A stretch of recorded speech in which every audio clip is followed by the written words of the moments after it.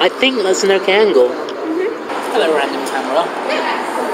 Hi. I thought you were talking. I was like, I'm not a Sorry, camera. you're not a camera. I am not a camera.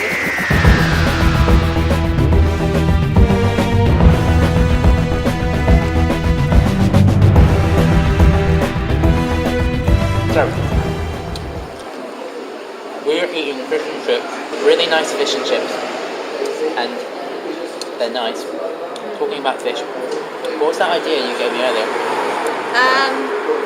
Cooking Fish fingers and an entire fish and smother it in custard like a glaze. So it would be an entire Doctor Who type fish, kind of. Custard glaze. This is why we're friends. Not that I would be brave enough to try it. I think it would be would. It might. Honestly, I think it might taste really good. We don't know. Let's never tried it. What was I going to say? Should I be eating these chips with a fork? No, I'm just a bit too posh. She's actually more British than I am. Hello, camera. You sounded like the doctor when you said that. Really? Which one? Hello, camera 11. Hello, camera. Sometimes when I serve customers at work, I go, hello, like I imagine Doctor Who. Hello. Like the little, speaking of Labyrinth, the little worm from Labyrinth. Hello. So how did you first hear about the Doctor? I saw the ads for Series 5, and I hadn't watched the show. I'd been into a few other sci-fi shows, like Stargate Atlantis and such. But I looked at it, and I went, that's not the same guy who used to play the Doctor on TV. But I used to see the David Tennant episodes sometimes. Yeah. And so I said, why the hell are they advertising the fact that they're changing the actor? And I'm like, that's weird, because they were advertising that it was a new Doctor. Yeah. So I thought, okay, it's a sci-fi show, I should check it out. But I started with David Tennant because I recognized him. I said, okay, I'll start with the guy that I recognize. Yeah. And yeah, I first watched the end of The Parting of the Ways because I knew that's where he came in. And Barcelona. yeah, that was the line that kind of grabbed me, and I was like, ooh, new teeth, that's weird. Where was it? Barcelona. Good. Yeah. I just thought it was so brilliant, like, weird So what's and your unique. body parts? So Like Matt Smith's first word. Well, it's not always his body parts, but legs, still got legs. yeah, still got ginger. Hi, camera. Are you getting you in the shot there? Yeah, It looks like it's. Yeah. I think I'll still be in the shop. I think. Was there a lot of advertising in America for the Doctor Who? Well, in Canada, the Doctor Who before Matt Smith.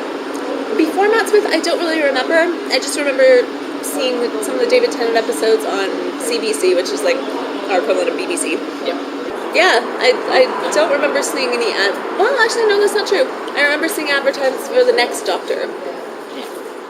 When that one came on, but other than that, yeah. And Waters and Mars, I remember seeing those advertisements. At the time, I was like, that looks scary, and I didn't watch it. Was this the Christmas episode, the next Doctor? Mm-hmm. I was wondering whether we were talking about like the next Doctor. What's your favourite episode? Girl in the Fireplace, I think is still my favorite episode. Because that was the Stephen Moffat episode.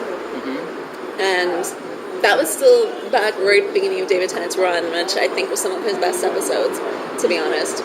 It's the Doctor dances, the line where they say there comes time when every lonely little boy must learn how to dance. Yeah. And yeah, I thought Sophia Milos was great in that episode. It's just funny because I am a Rose fan, and that's of course one of the hardest episodes for her.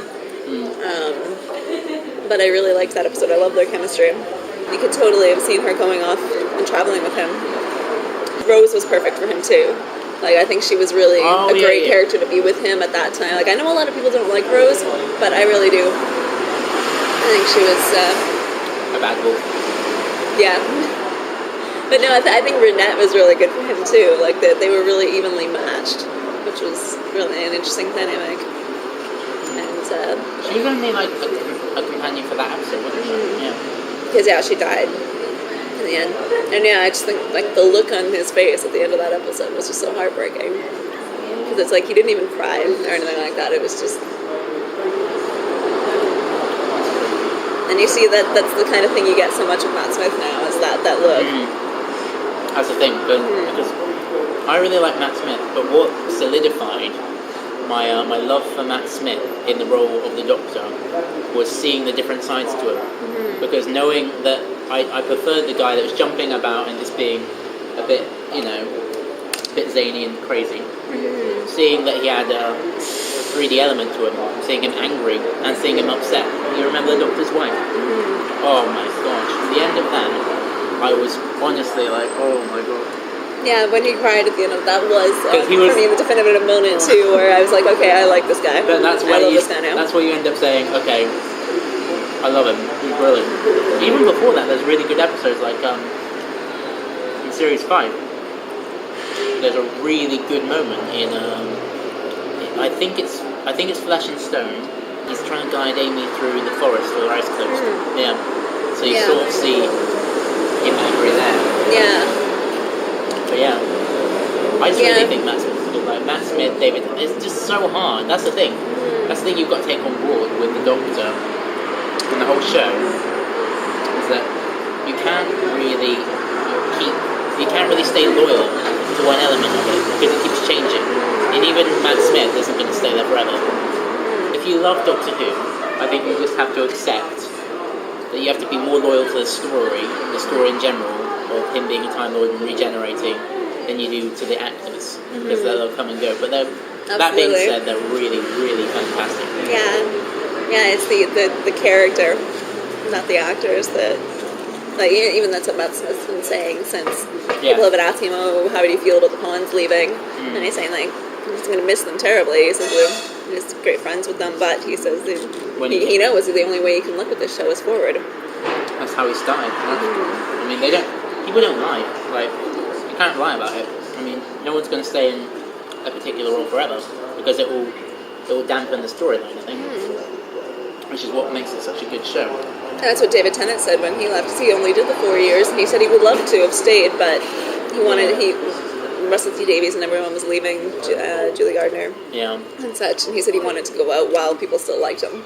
Yeah. He said he didn't want to wait until people couldn't wait to see the back of him. Like, I'm not sure about what exactly happened, but I see because he was leaving on a high, and the episode that he left on, it was the best because the Time Lords actually came back in that episode. And it was just, they didn't explain it very well though, but it didn't. It was a great idea. It wasn't amazingly well explained, but as far as I know, it was okay. They're trapped in a time loop, aren't they? Like a bubble or something. It's time locked. Time lock, yeah. Right. Sorry, time lock. Yeah. Time loop. Time loop is obviously. I suppose it's sort of similar time because they're locked into that particular. Yeah, they just can't time travel out of it. I guess they have to go on and live through that. And they sent something from where they were, a white point star, wasn't it? The diamond but thingy. How could they do that if they were in a time lock? It was never really explained. It was connected to the drums in the Master's head. That was like some kind of link. So that as long as they could follow that signal, they could send the star. They could have done that ages ago, though. Why did they only choose to do that like after about 10 or 11 series later? Yeah. When did they introduce the Master? It was back when I think John Pertwee. I think. And Roger Delgado. Yeah. It was so good. That's another question I've raised up with people. Who would they want to see as the Master? And I'm being genuinely serious about this. On not just a comedic level, because I think the Master has to have a funny side to him. Definitely. He's like the Doctor. Yeah. He has to have. You have to know he's a bad character at heart, but that he is a fun character. Yeah. That's what's good about him. Like John Sim did that perfectly as well, because he was like, oh hello, he was really funny. He laughed when you watched him. Yeah. So I think on that level, Tim Minchin, because Tim Minchin's evil. I don't know anything about him. I don't think I've ever seen him in anything. I'll tell you another time. He's brilliant. He's the best. Yeah, once I see him, I will let you know. That's sure. Is there any particular person you'd like to see called Master? Who did? Because you put the poll up, right, on Facebook about it? I don't remember who I picked. I don't remember what. You vote on it? I did. I don't remember what the options were.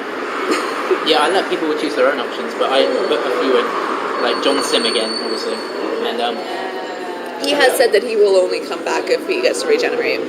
He doesn't want to come back to actually play the Master again.